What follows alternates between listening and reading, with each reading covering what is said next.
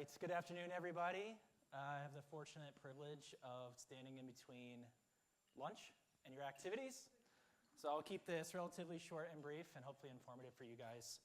But as John said, I'm Anthony Truly. I've been fortunate enough to attend this event for many years. I've lost track, as well as the event in the spring that MediaPost puts on. So if you haven't checked that out, I highly recommend that you consider that event as well. Key Largo this year, is that right? Ocean Reef Club. Yeah, so definitely convince your budget holders to run it back in the spring and come to Key Largo. A little bit about Hightouch. As John mentioned, this is our first time sponsoring this wonderful event. We're thrilled to be the title sponsor for this year. If you haven't heard of Hightouch, hopefully most of you have. We're essentially a platform that helps you get the most out of your data from your data warehouse to power marketing, lifecycle marketing, ad tech, martech. So we sit between your marketing tools, your ad tech tools, and your data warehouse. We were founded in 2019 by two former Segment engineers and a UPenn machine learning engineer as well. So our three founders decided there's got to be a better way for activating data from your warehouse, from traditional CDPs, and they came up with this concept that is now known as the composable CDP.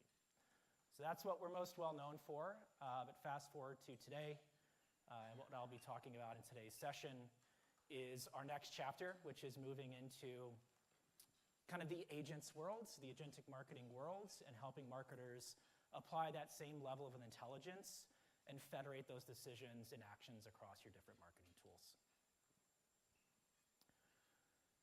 So I've been coming to this event for many years, and I'm always fascinated to hear about the trends and the insights that the team here has put together, as well as the MediaPost folks. But for me, it's still a challenge for marketers to effectively do marketing at scale. If you think about where we've come from, we have more channels than ever to connect with customers. We have ample access to first-party data. We have new marketing technologies that are emerging. And all these things have helped us do our jobs better as marketers, but marketing is still challenging. And for example, if we look at what it takes to pull off a marketing campaign today at most enterprise customers, it looks something like this. Numerous teams, manual processes, linear workflows, multiple systems, all to research, plan, coordinate, and launch campaigns. The challenge with this is a linear type process, and it still requires many of these steps to pull off campaigns. Each and every week, planning your content calendar, planning your journeys, this is what it looks like for a lot of you in the room today. And for lifecycle marketing teams, once you figure out your campaign calendar and you have it scheduled, the big question becomes, what content do I send? What offer do I extend? On what channel? On what time? You've got the data, you've got the channels, but these are the problems and the guesswork that marketers are always fighting against to understand how to drive business outcomes for their customers. So if any of you are going snowshoeing today and you're not from altitude, this is what it's going to feel like. Pushing a ball up a mountain. Sharm, I see you nodding. Yeah, no, it's going to be great. So the good news is AI is perfectly suited to solve a lot of these problems for marketers. When AI came along, it has this promise to optimize these workflows, optimize these decisions at scale through AI decisioning, help companies do better research and planning, and understand their customer and marketing data through agents. And at Hightouch, we believe this as well, right? Our vision from the composable CDP and where we were positioned, we believe this too. So a few years ago, we launched our AI decisioning product, and most recently this year, we just launched our agents platform.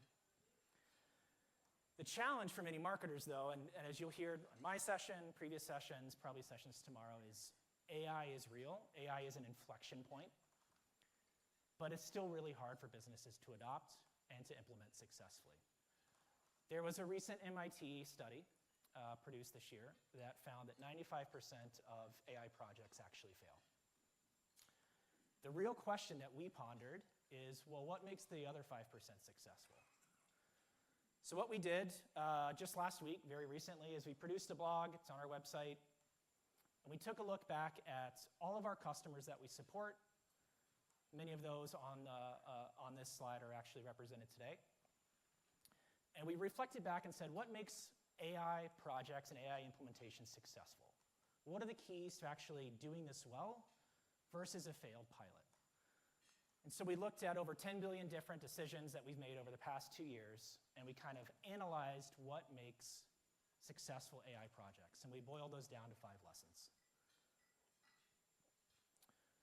The first lesson that we learned is Hightouch is very unique in where we're positioned in the stack.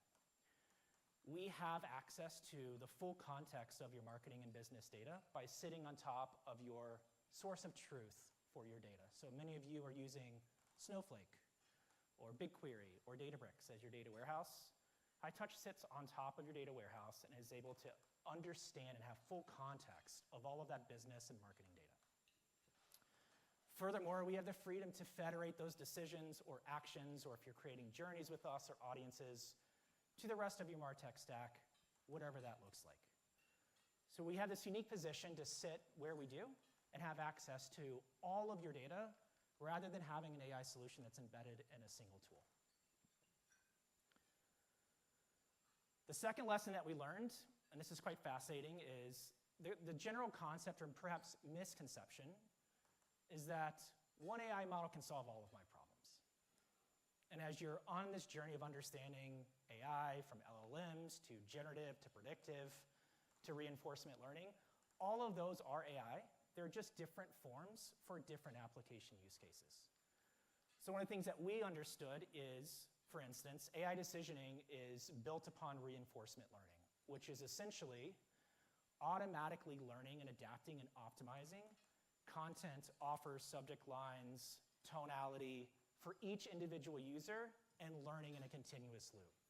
So it's automatically optimizing over time.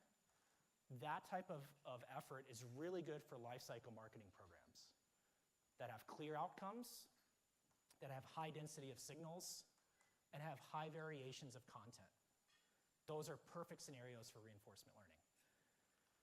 Agents, on the other hand, are really good at basically LLMs. They're generative LLMs. They're able to crunch and analyze massive amounts of data. That could be for things like predictive or analytical AI models.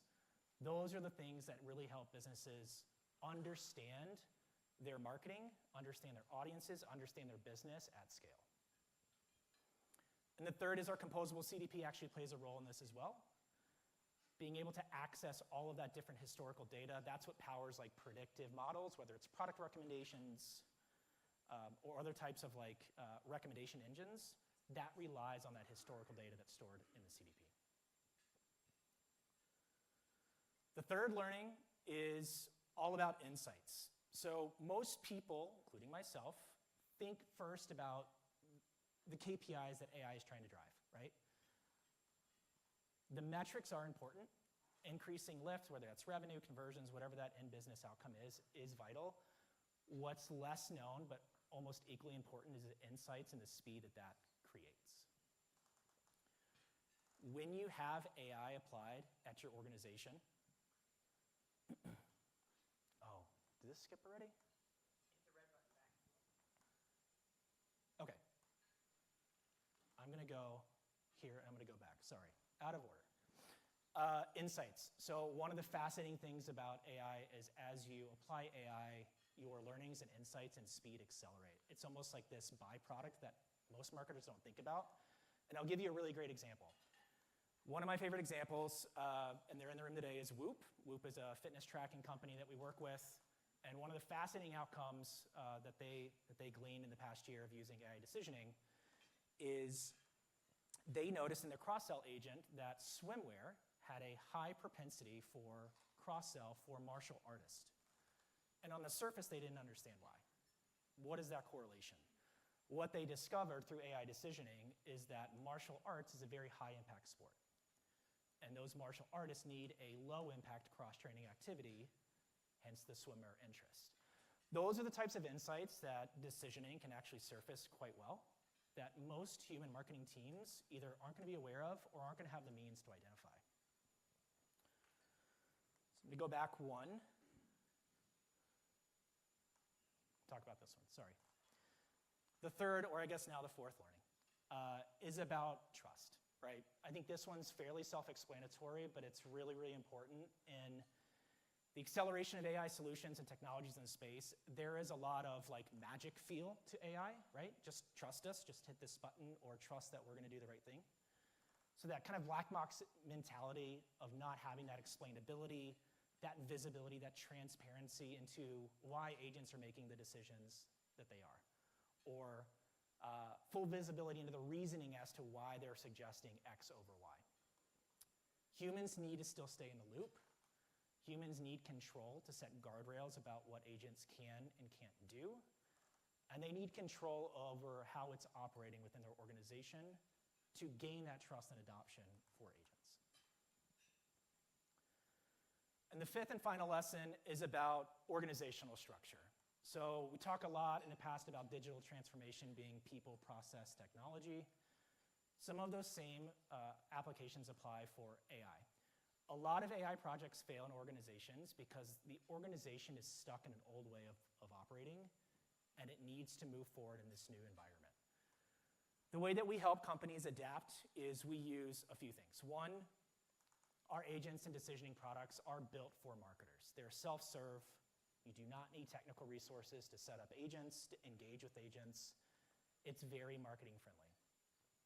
Two is we deploy forward deployed engineers with every onboarding for decisioning and agents, which is essentially a suite of SEs that help customers set up goals, define guardrails, get started, and help them kind of adapt into the application itself. And the third is a combination of just strategic services and consulting agencies that we partner with to really help organizations understand how they need to transform processes or organizational structure to become an AI-first company. A great example of this that I like to highlight is PetSmart. I recently gifted my kids a English cream golden retriever. Her name is Nala. She's 6 months. I have a photo, not in the slides. PetSmart, I've never really gone into a pet store before this, and now I go into PetSmart all the time. Fascinating story about PetSmart is they realized one of their #1 value drivers for their customers is getting folks to come into the store for grooming appointments. The benefit that PetSmart has is they have multiple variations of templates and content and customer variables to test and optimize and learn from. And they came to us with the goal of we want to increase purchases of in-store salon bookings. So they partnered with us, and within a few short periods of time, we were able to increase their salon bookings by 22% and drive more people in store, which often leads to more purchases beyond the salon booking itself. So in summary, Hightouch is really excited about this next wave of marketing for our customers and for the market at large. We're very bullish on our agents and decisioning products in combination with our CDP and where we sit in the environment to help marketers move faster, be more strategic, using all of the data across all of your different marketing tools. So I'm joined today by Kyla and Ben. If you guys can raise your hands. If you guys are interested in learning more about Hightouch or anything that we covered today, we would love to chat with you. Thank you guys for your time and enjoy your activities this afternoon.